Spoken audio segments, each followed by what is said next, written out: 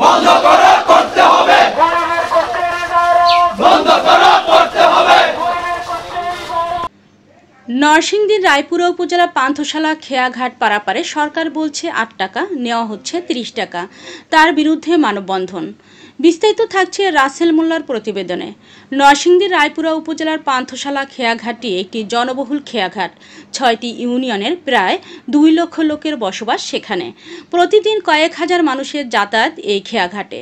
সরকারিভাবে ৮ টাকা আদায় করার কথা থাকলেও জনপ্রতি আদায় করা হচ্ছে ৩০ টাকা। সেখানে নেই কোনো ছাউনি, পাবলিক টয়লেট এবং ইজারা দেওয়ার জন্য যে সকল শর্ত রয়েছে তার একটিও বাস্তবায়ন নেই সেখানে। প্রতিনিয়ত খেয়া পারাপারে যাত্রীরা হচ্ছেন হয়রানির শিকার। এমনকি ভাড়া কম থাকায় যাত্রীকে পানিতে নামিয়ে রাখার অভিযোগও রয়েছে এই পান্থশালা খেয়াঘাটে। ১০ টাকা দিয়ে আসা যাওয়ার টোল আদায়ের দাবিতে ও যাত্রীদের হয়রানি বন্ধের প্রতিবাদে মানববন্ধন করেছে অত্র এলাকার ভুক্তভোগী ইউনিয়নের সাধারণ জনগণ। রায়পুরার পান্থশালা খেয়াঘাটে রবিবার ইজারা বন্ধের দাবিতে মানববন্ধন করেন এনসিপি নেতা আবদুল্লাহ ফয়সাল এর সভাপতিত্বে ও ছাত্র জনতার পক্ষে বক্তব্য রাখেন রায়হান মাহমুদ, কাউসার মাহমুদ, সাজেদুল্লাহ সায়েম, এইচ.এম. নুরে আলম সিদ্দিকী, সাইদুল হাসান, ফখরুল ইসলাম মেজর, জাহাঙ্গীর আলম, বিপ্লব রহমান, সাকিব খন্দকার, রহিম রহমান সহ অন্যান্যরা। উক্ত মানববন্ধন শেষে তারা উপজেলা নির্বাহী অফিসারের সাথে মত বিনিময় করেন। অধিকার যখন হনন করা হয় তখন কিন্তু মানুষের মাঝে খুব চলে ওঠে। এই কাজ আপনারা দেখতে পাচ্ছেন বাংলাদেশ ঠিকই, কিন্তু পারাপারের কোনো ব্যবস্থা নাই, ন্যূনতম কোনো সুযোগ সুবিধা নাই।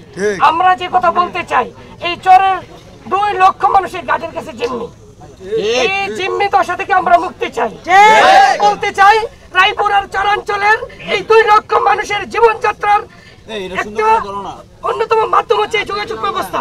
এই তো যোগাযোগ ব্যবস্থার একেবারে অনুন্নত এক ব্যবস্থা, এটা থেকে আমাদেরকে বেরিয়ে আসতে হবে এবং এই ঘাট এবং এই নদী পারাপারের জন্য যে ব্যবস্থা গ্রহণ করা দরকার সেটি গ্রহণ করতে হবে এবং এই ইজারাকে আজীবনের জন্য বন্ধ ঘোষণা করতে হবে। আর চরপাশে জিম্মি থাকতে চাই না, মুক্তি চাই। ২৪-এর পরে আবার কেন মুক্তির জন্য আমাদেরকে আন্দোলন করতে হবে? আমরা কেন হাতে করে কিছু মানুষের কাছে, কিছু মুনাফাখোরের কাছে আমরা জিম্মি থাকবো? ভাড়া নিবে, কিন্তু এইখানে পারাপারের নৌকা আমি জন্ম থেকে আজ পর্যন্ত দেখি নাই।